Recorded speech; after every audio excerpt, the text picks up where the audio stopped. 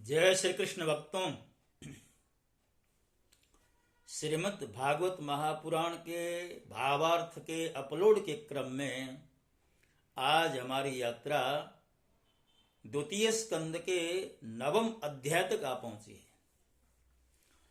सुखदेव जी कहते हैं कि आत्म माया मृते राजन परस्या नववात्मनः न घटेतार्थ संबंध स्वप्न दृष्टरिवांजसः।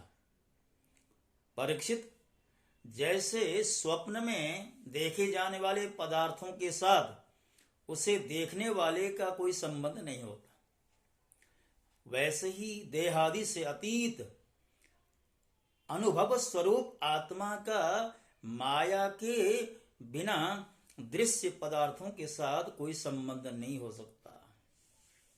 विविध रूप वाली माया के कारण वह विविध रूप वाला प्रतीत होता है, और जब उसके गुणों में रम जाता है तब यह मैं हूं, यह मेरा है, इस प्रकार मानने लगता है।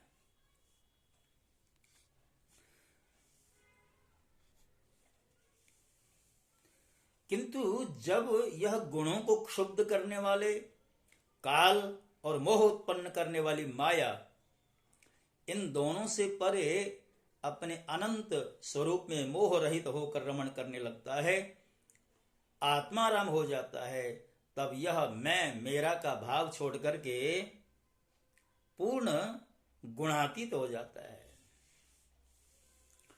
ब्रह्मा जी की निष्कपट तपस्या से प्रसन्न होकर भगवान ने उन्हें अपने रूप का दर्शन कराया और आत्म तत्व के ज्ञान के लिए उन्हें परम सत्य परमार्थ वस्तु का उपदेश किया। वही प्रसंग मैं तुम्हें सुनाता हूं।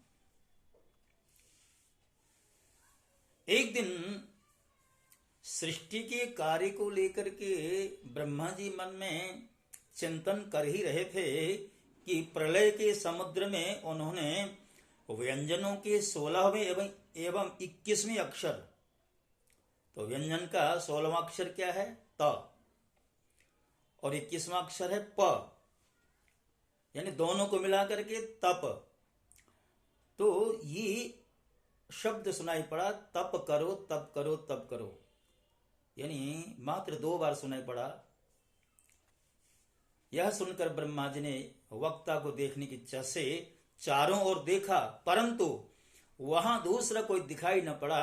वे अपने कमल पर बैठ गए और मुझे तप करने की प्रत्यक्ष आज्ञा मिली है ऐसा निश्चय कर उसी में अपना हित समझकर उन्होंने अपने मन को तपस्या में लगा दिया। ब्रह्मा जी तपस्वियों में सबसे बड़ी तपस्वी हैं, उनका ज्ञान अमोघ है। उन्होंने इंद्रियों को वश में करके घोर तपस्या की, जिससे वे समस्त लोकों को प्रकाशित करने में समर्थ हो सके। उनकी तपस्या से प्रसन्न होकर भगवान ने उन्हें अपना वह लोक दिखाया जो सबसे श्रेष्ठ है और जिससे परे कोई दूसरा लोक नहीं है। वहां रजोगुण, तमोगुण और इनसे मिला हुआ सत्वगुण भी नहीं दिखाई पड़ता। वहां न काल की दाल गलती है और न माया ही कदम रख सकती है। फिर माया के बाल बच्चे तो वहां जा ही कैसे सकते हैं?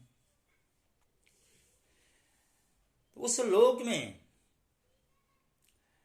भगवान का दिव्य दर्शन ब्रह्मा जी को प्राप्त हुआ, तो भगवान के जो पार्षद हैं उनके समेत वहां भगवान वहां पर निवास करते हैं, और जिनका पूजन देवता और दैत्य दोनों ही करते हैं।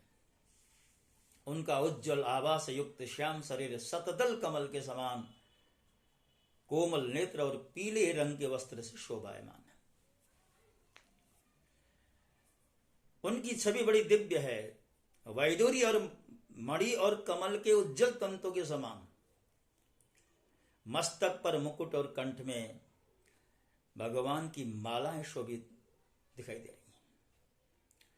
उस वैकुंठ लोक में लक्ष्मी जी सुंदर रूप धारण करके अपने विविध विभूतियों के द्वारा भगवान के चरण कमलों की अनेक प्रकारों से सेवा करती हैं। ब्रह्मा जी ने देखा कि उस दिव्य लोक में समस्त भक्तों के रक्षक लक्ष्मीपति, यज्ञपति एवं विश्वपति भगवान विराजमान हैं। उनके साथ पार्षद गण भी हैं जो प्रभु की सेवा कर रहे हैं। उनका मुखकमल प्रसाद मधुर मुस्कान से युक्त है।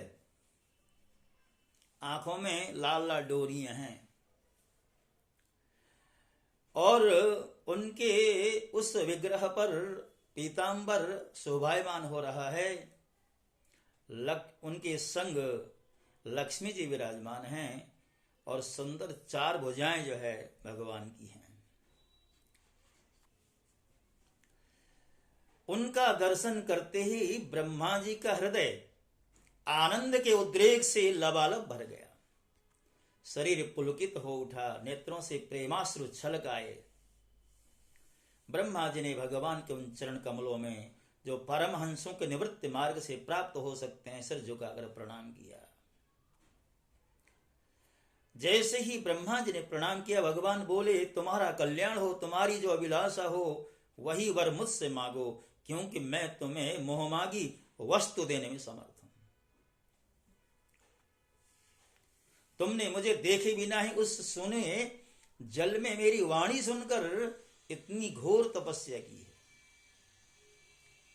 तुम उस समय सृष्टि रचना का कर्म करने में किंग कर्तव्य विमूढ़ हो रहे थे, इसी से मैंने तुम्हें तपस्या करने की आज्ञा दी थी, क्योंकि निष्पाप तपस्या मेरा हृदय है और मैं स्वयं तपस्या का आत्मा हूं।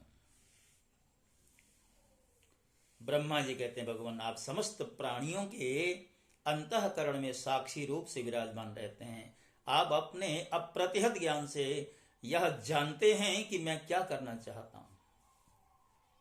आप माया के स्वामी, आपका संकल्प कभी व्यर्थ नहीं होता। जैसे मकड़ी अपने मोह से जाला निकालकर उसमें क्रीड़ा करती है और फिर उसे अपने में लीन कर लेती है, वैसे ही आप अपनी माया का आश्रय लेकर इस विविध शक्ति संपन्न जगत के उत्पत्ति, पालन और संहार के लिए अपने आप को ही अनेक रूपों में विभक्त कर लेते हैं।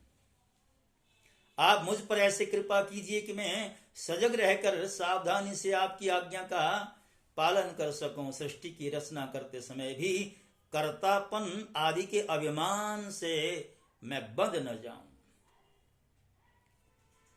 भगवान कहते हैं, अनुभव, प्रेमा, भक्ति और साधनों से युक्त अत्यंत गोपनीय अपने स्वरूप का मैं तुम्हें ज्ञान देता हूं।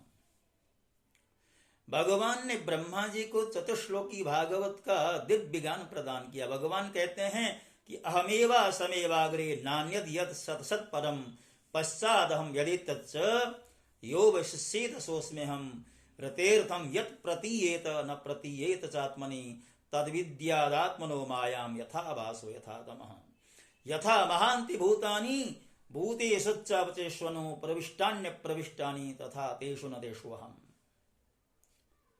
एतावदेव जिज्ञास्यम् तत्त्वजिज्ञासुनात्मना अन्वय व्यतिरेकाभ्यम यत् स्यात् सर्वत्र सर्वदा। भगवान ने कहा, सृष्टि के पूर्व केवल मैं ही था, मेरे अतिरिक्त न स्थूल था न सूक्ष्म, न दोनों का कारण अज्ञान। जहां यह सृष्टि नहीं है वहां मैं ही मैं हूं, और इस सृष्टि के रूप में जो कुछ प्रतीत हो रहा है और जो कुछ बचेगा वह भी मैं ही हूं। वास्तव में न होने पर भी जो कुछ अनिर्वचनीय वस्तु मेरे अतिरिक्त मुझ परमात्मा में 2 चंद्रमाओं की तरह मिथ्या ही प्रतीत हो रही है, अथवा विद्यमान होने पर भी आकाश मंडल के नक्षत्रों में राहु की भांति जो मेरी प्रतीति नहीं होती, इसे मेरी माया समझनी चाहिए। जैसे प्राणियों के पंचभूत रहित छोटे बड़े शरीरों में आकाश आदि 5 महाभूत उन शरीरों के कार्य रूप से निर्मित होने के कारण प्रवेश करते भी हैं, और पहले से ही उन स्थानों में और रूपों में कारण रूप से विद्यमान रहने के कारण प्रवेश नहीं भी करते। वैसे ही उन प्राणियों के शरीर की दृष्टि से मैं उनके आत्मा के रूप में प्रवेश किए हुए हूं, और आत्म दृष्टि से अपने अतिरिक्त और कोई भी वस्तु न होने के कारण उनमें प्रविष्ट नहीं भी हूं। यह ब्रह्म नहीं, यह ब्रह्म नहीं, इस प्रकार निषेध की पद्धति से, और यह ब्रह्म है, यह ब्रह्म है, इस अन्वय की पद्धति से यही सिद्ध होता है कि सर्वातीत एवं सर्वस्वरूप भगवान ही सर्वदा सर्वत्र स्थित हैं। वही वास्तविक तत्व हैं जो आत्मा अथवा परमात्मा का तत्व जानना चाहते हैं। उन्हें केवल इतना ही जानने की आवश्यकता है। ब्रह्मा जी, तुम अविचल समाधि के द्वारा मेरे इस सिद्धांत में पूर्ण निष्ठा कर लो। इससे तुम्हें कल्प कल्प में विविध प्रकार की सृष्टि रचना करते रहने पर भी कोई मोह नहीं होगा। सुखदेव जी कहते हैं, लोक पितामह ब्रह्मा जी को इस प्रकार उपदेश देकर अजन्मा भगवान ने उनके देखते देखते अपने उस स्वरूप को अंतर्हित कर लिया, छुपा लिया।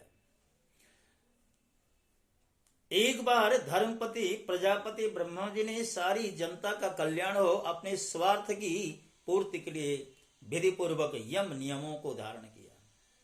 उस समय उनके पुत्रों में सबसे अधिक प्रिय परम भक्त देवर्षि नारद जी ने मायापति भगवान की माया का तत्व जानने की इच्छा से बड़े संयम, विनय और सौम्यता से अनुगत होकर उनकी सेवा की और उन्होंने अपनी सेवा से ब्रह्मा जी को बहुत ही संतुष्ट कर लिया।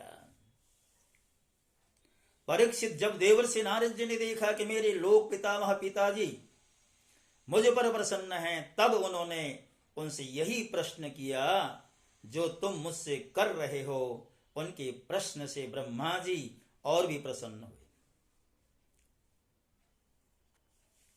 परीक्षित, जिस समय मेरे परम तेजस्वी पिता सरस्वती के तट पर बैठकर परमात्मा के ध्यान में मग्न थे, उस समय देवर्षि नारद जी ने वही भागवत जो ब्रह्मा जी ने नारद जी को सुनाई थी, वह मेरे पिताजी को सुनाई, यानी वेद व्यास जी को। तुमने मुझसे जो प्रश्न किया है कि विराट पुरुष से इस जगत की उत्पत्ति कैसे होती है, तथा दूसरे भी जो बहुत से प्रश्न किए हैं, उन सब का उत्तर मैं उसी भागवत पुराण के रूप में देता हूं। तो कृष्ण भक्तों, दूसरे स्कंद का जो 9वां अध्याय है उसको हम विश्राम दे रहे हैं, जिसमें चतुश्लोकी भागवत का भी प्रसंग आया है, जो भगवान नारायण ने ब्रह्मा जी को दी, और वही चतुश्लोकी भागवत ब्रह्मा जी ने नारद जी को दी और देवर्षि नारद जी ने महर्षि वेद व्यास जी को प्रदान की थी। और उसी चतुश्लोकी भागवत की व्याख्या ही तो ये 18,000 श्लोकों के रूप में। तो आइए आज हम इस अध्याय को यहीं पर विश्राम दें। अगला अध्याय अगले प्रसंग में। जय श्री कृष्ण।